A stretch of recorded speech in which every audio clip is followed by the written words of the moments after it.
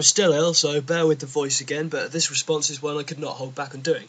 After my first video directed towards NephilimFree's frankly Stone Age concepts of scientific inquiry, I was expecting some sort of response from him, and I was not disappointed. Our lovable potato, NephilimFree himself, has struck again with his video Information Rehash, where he rehashes all of his old arguments that we've already dealt with.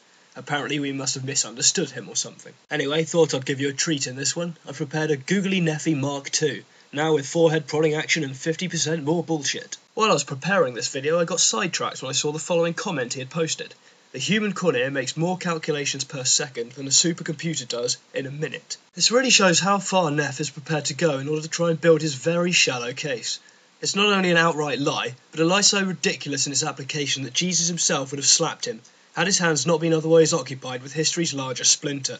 A quick Google later and I discovered Nephilim was talking so much balls that his empty scrotum was hanging between his front teeth. The human brain can make an estimated 0.1 quadrillion functions per second. Impressive, yes, but not compared to over 1 quadrillion for a supercomputer. These numbers are astronomical when you compare it to the calculations done by a single cell of the cornea, being fuck all. The cornea, Nephilim, is this bit at the front of the eyes that helps refract light. Then again, I've only got a degree in anatomy, so what do I know, really? And before you even think about saying how perfect the human eye is, don't. Just watch your own videos and notice those beastie rims embracing your face. Anyway, back to the point, this is some of the drivel Nephilim has come out with in his actual video.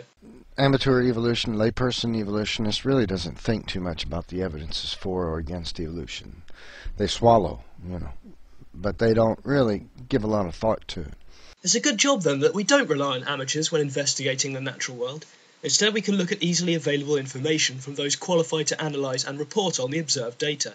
We don't simply swallow everything from one single source, one which you refuse to even question. For example, your belief that a water-based punishment of the Lord was powerful enough to carve out mountains and canyons, but one boat made of sodding wood was absolutely fine. Not to mention the amount of inbreeding that must have taken place afterwards. Let's say I had a shoebox full of plastic text characters, okay? And I picked out some of those and I spelled out the words evolution is false on the table, okay? My thought that I wanted to spell out and convey to you was that evolution is false. I did so by aligning these plastic text characters, okay? Why use test tubes and Bunsen burners for science when fridge magnets will do equally well? Maybe it's all the colours, who knows? Let's humour him. What happened to the information when I did that? Did it leave my brain? Did it leave my mind and become the plastic text characters? No, because the thought is still in my mind. You see, the information, evolution is false, still exists in my mind. I simply represented it with the plastic text characters. Now, if I wipe those plastic text characters off the table, what happens to the information? Did it get destroyed? No, because where does it exist? In my mind.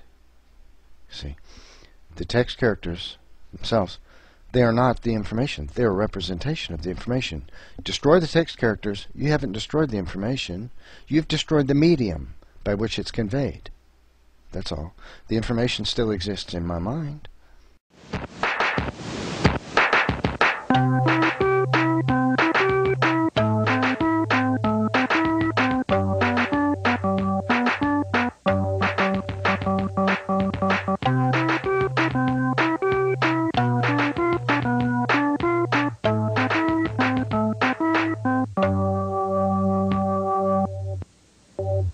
DNA is the same way. DNA is a physical representation of information which existed, therefore, prior to the DNA. The DNA is a physical representation of this information. You can destroy the DNA, the information doesn't go away. Where does it exist? In the mind of God.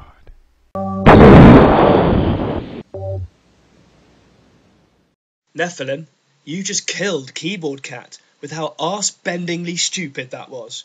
You have no concept of the meaning of information. You have no sodding idea how DNA even works. Information requires the communication of the idea or instructions, or it isn't fucking informing anything. Give me those fucking fridge magnets. Right, what does this say? Okay, now let's get rid of the words. Now read it. What does it say? Now I'm thinking something totally different, but I'm not using any medium to convey this information. Tell me, what does it say? What information are you getting from this? I was actually thinking of tnulfaxum. Of course this doesn't actually mean anything until we impose meaning on the word. For example, I declare that tnulfaxum now refers to the act of ignoring a bacon sandwich in favour of being eaten by bears. So now this word, tnulfaxum, has meaning that can be understood. We can consider its written form to be information, i.e. a communicated idea or instruction. If the word is not there, then the information does not exist here to be read. The only way the information in any of these phrases can survive the deletion of the words is by referring to a different copy of the words, since we haven't invented mind reading yet, Nephilim. Now let's apply this to DNA. Here's some basics on how it actually works. Nucleotides bind to each other in a set way, A to T, C to G. Thus DNA can self-replicate like this. 3 nucleotide bases and RNA strands can also bind to specific tRNA, like this. The tRNA is bound to specific amino acids. Thus, as you go along the RNA, you build an amino acid chain, which is able to form a protein. In this way, RNA is translated into its, inverted commas, meaning, the protein. You can change any of these nucleotides over, or add some, or remove some. You will still build amino acid chains, but they'll be different, meaning a change in the DNA sequence changes the protein, i.e. the information has changed. Simples. Now Nephilim, this was as basic as possible, so provided you can follow that, then again we have no reason to believe you could follow gravity. Here's some questions. Question the first. What happens if we change the DNA through mutation? Question the second. What proteins are made if you remove the DNA? According to your theory of DNA representing information, nothing happens. The translation pathways ignore any change and make the protein regardless of missing nucleotides, or indeed the total absence of DNA.